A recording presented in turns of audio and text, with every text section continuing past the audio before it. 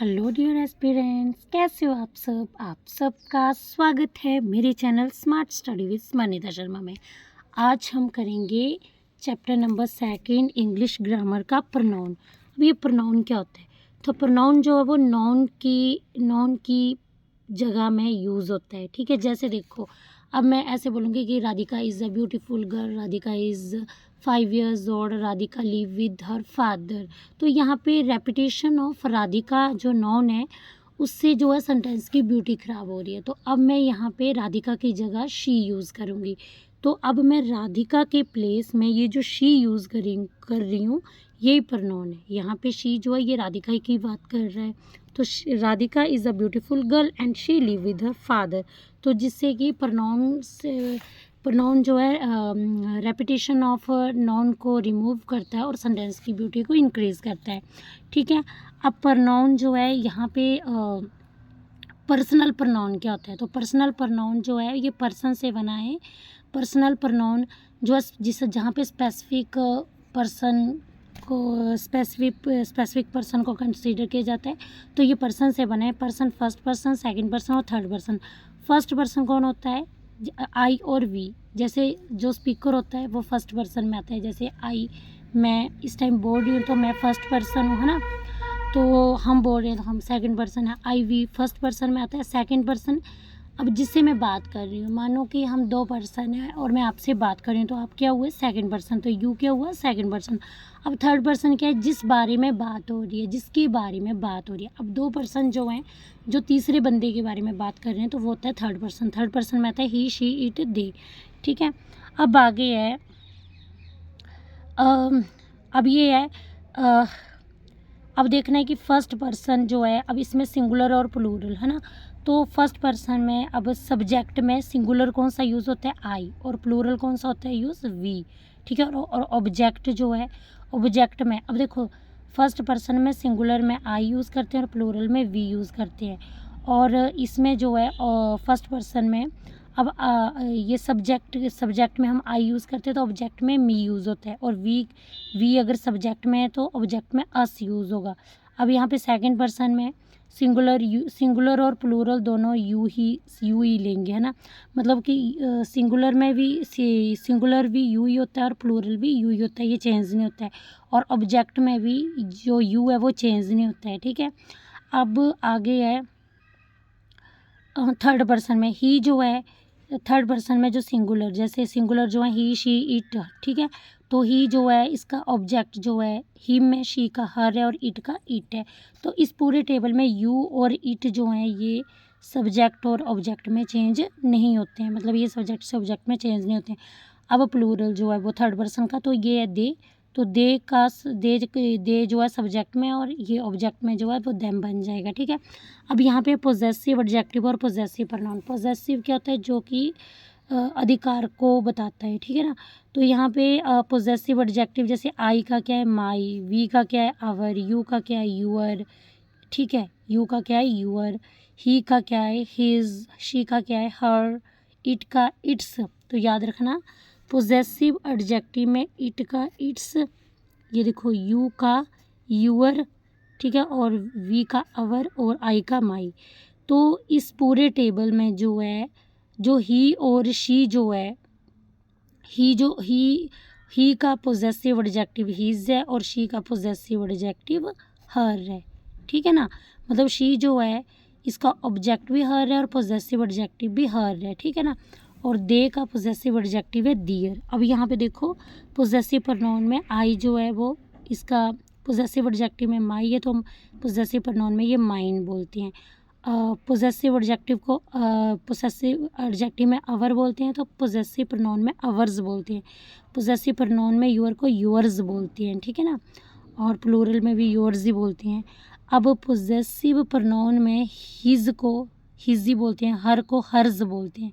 ठीक है, तो यहाँ पे ये देखो, इट्स जो है वो पोजेसिव प्रोनाउन में इट्स यूज़ नहीं होता है, और दियर जो है वो दियर्स होता है। ठीक है, तो यहाँ पे जो है सिर्फ आपका हिज जो है वो चेंज नहीं होता है।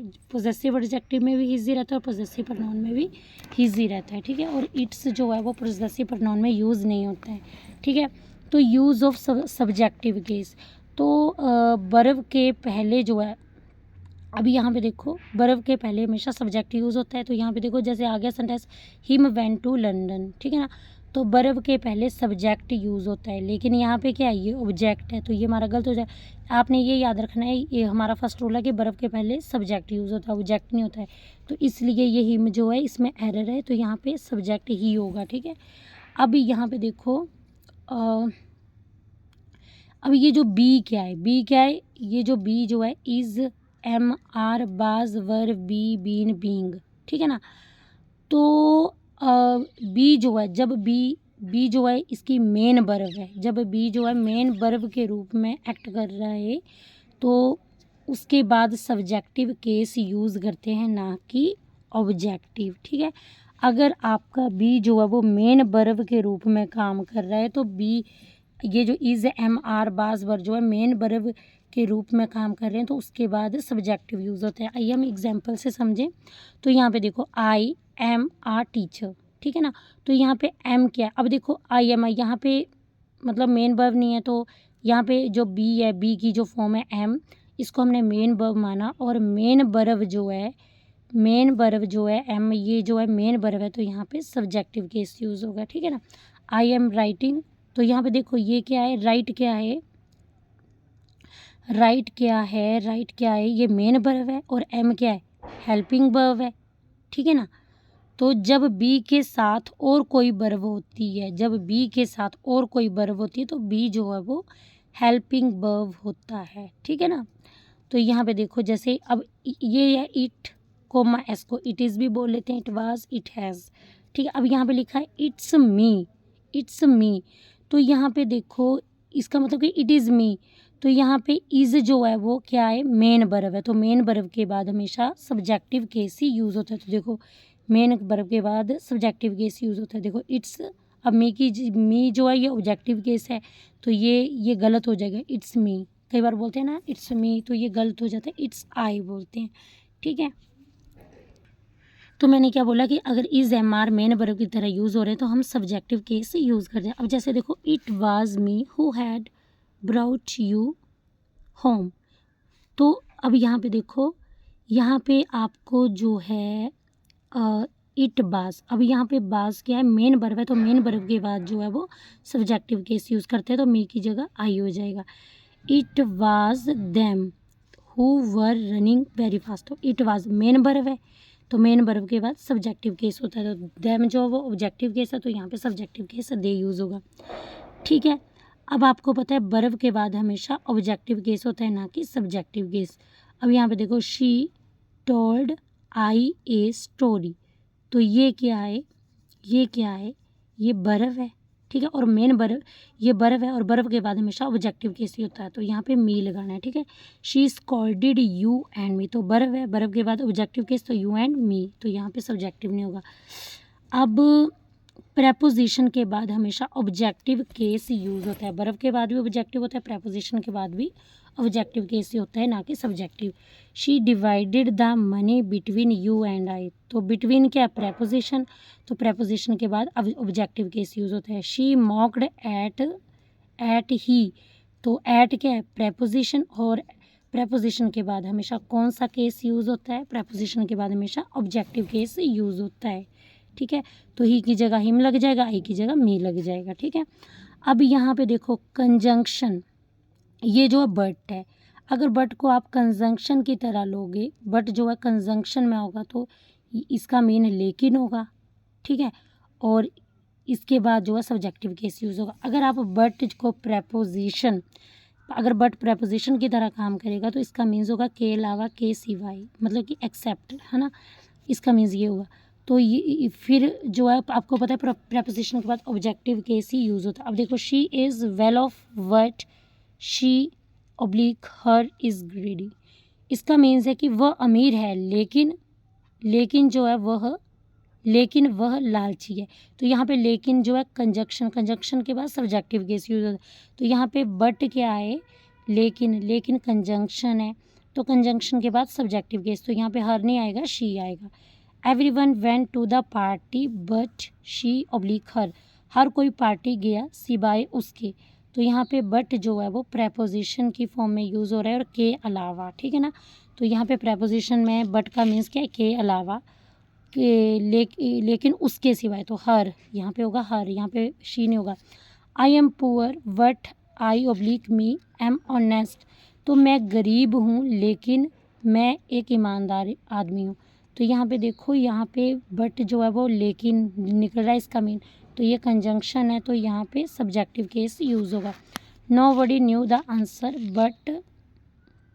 But me oblique I, nobody कोई भी आंसर नहीं नोबडी न्यू द आंसर, कोई भी आंसर नहीं जानता है एक्सेप्ट मी, मतलब कि यहाँ पे बट जो है, यहाँ पे बट जो है वो प्रेपोजिशन के रूप में यूज़ हो रहा है और प्रेपोजिशन के बाद ऑब्जेक्टिव बोलते हैं। यहाँ पे नोबडी कोई भी आंसर नहीं जानता है सिवाय मेरे, तो सिवाय प्रेपोजिशन, ठीक है ना। यहाँ बट प्रेपोजिशन की फॉर्म में यूज़ हो रहा है और प्रेपोजिशन के बाद ऑब्जेक्टिव केस होता है, ठीक है ना।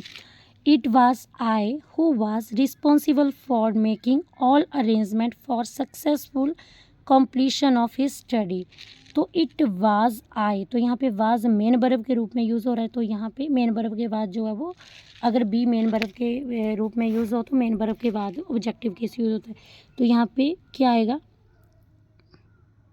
इट वाज सॉरी बेटा, यहाँ पे बाज जो है वो मेन वर्ब है, तो मेन वर्ब के बाद कौन सा केस यूज़ होता है, मेन वर्ब के बाद सब्जेक्टिव केस, तो ये ठीक है, ओके।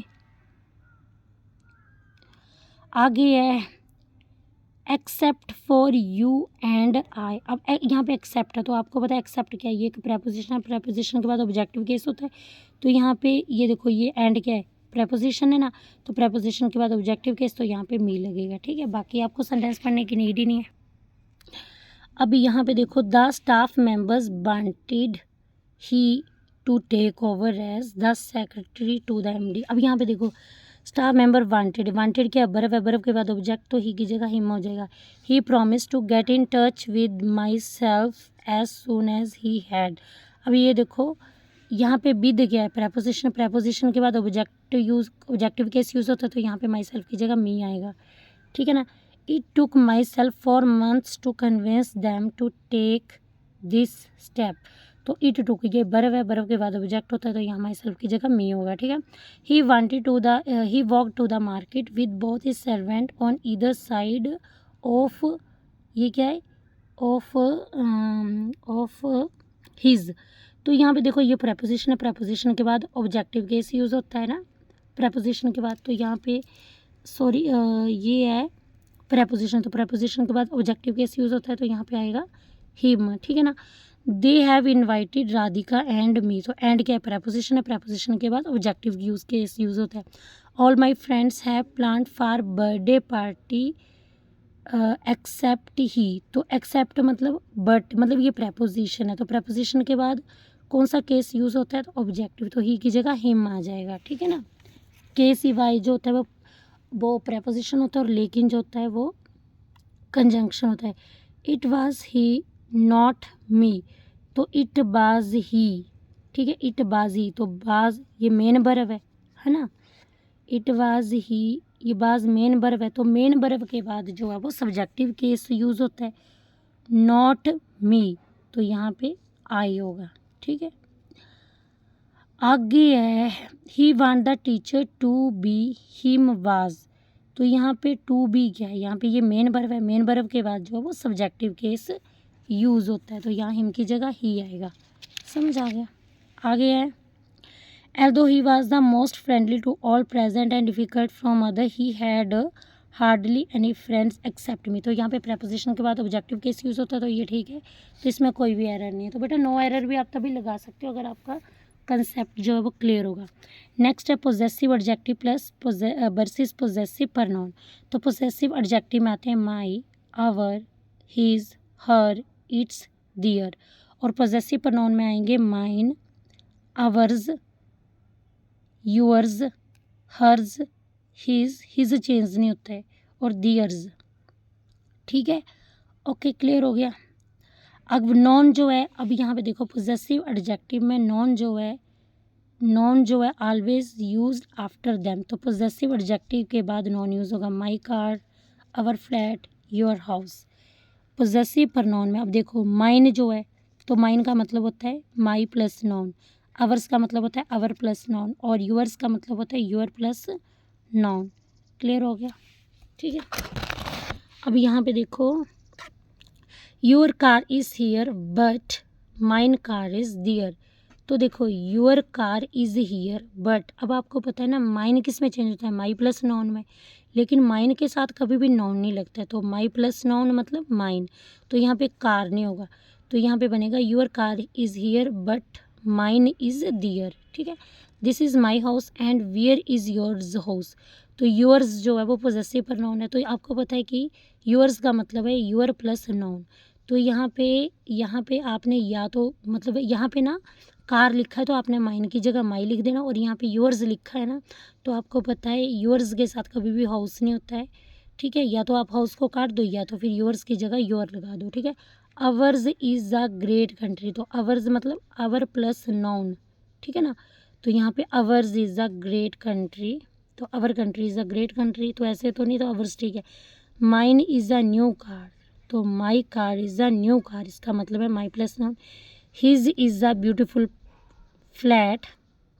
ठीक है ना,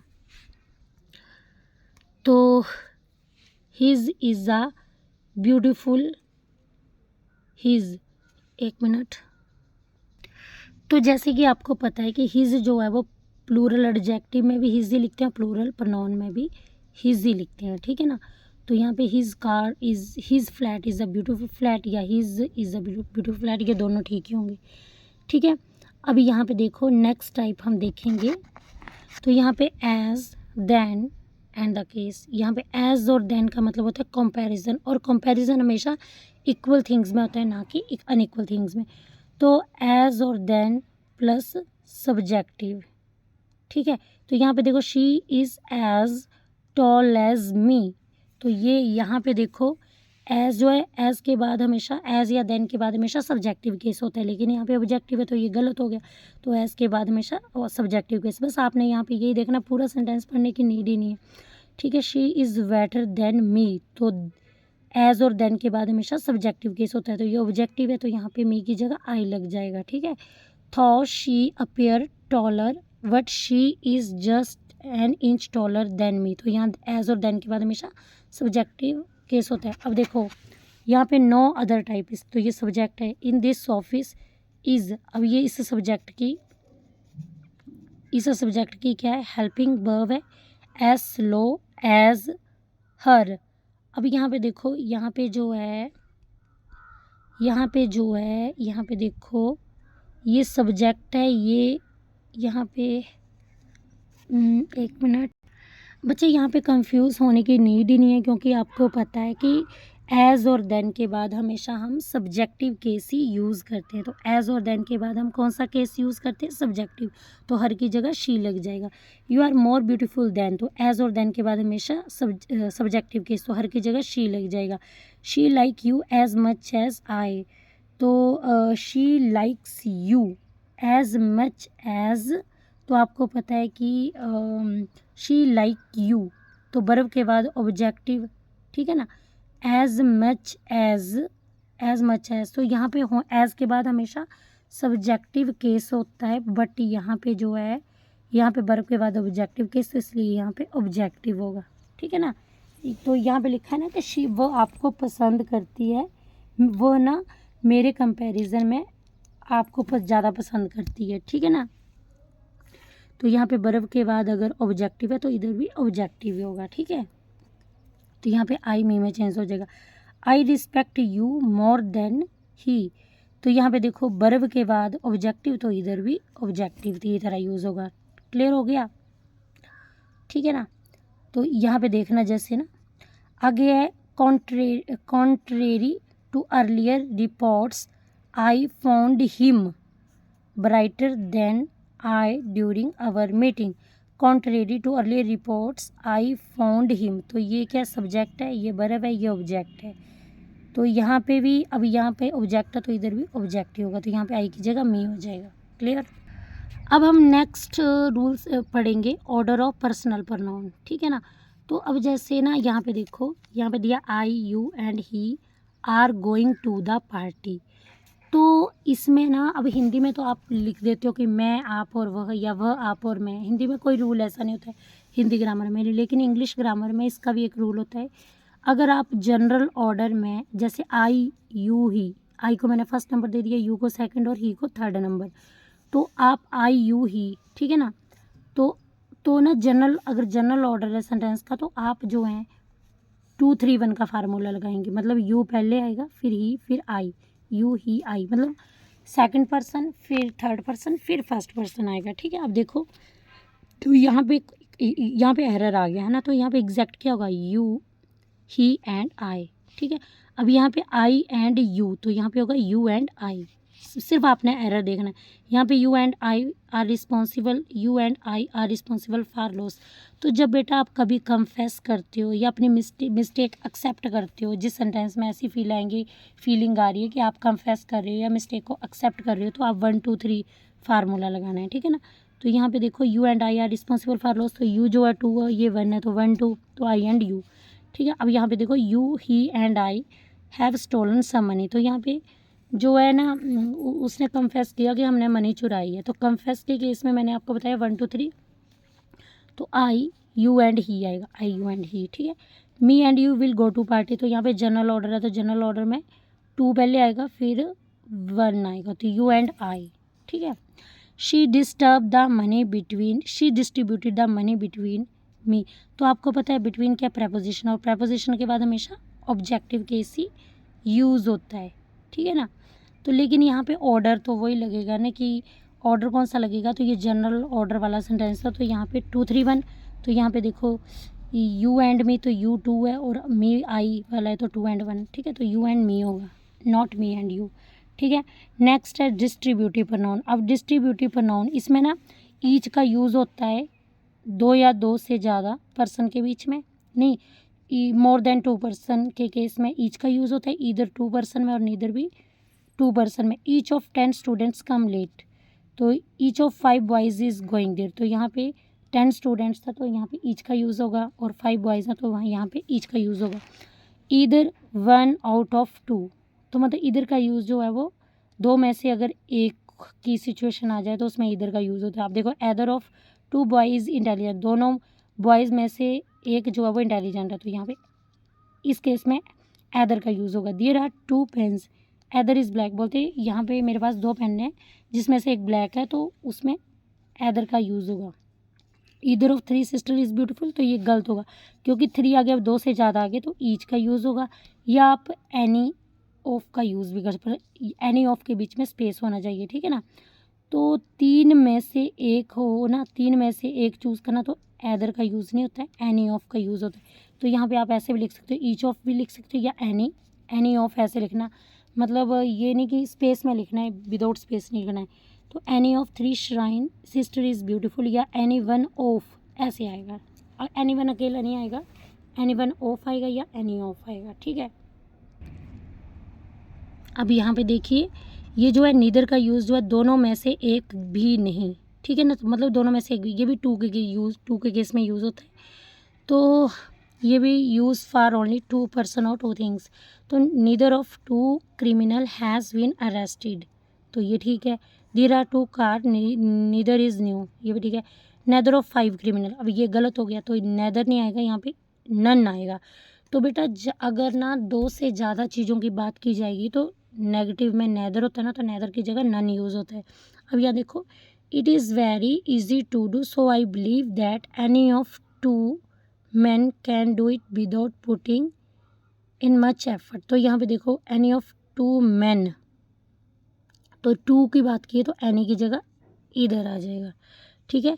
नन ऑफ द 2 बॉयज़, तो नन नहीं आएगा, 2 बॉयज़ के केस में नेदर आएगा। नेदर ऑफ 3 सिस्टर, तो यहाँ पे नन आएगा।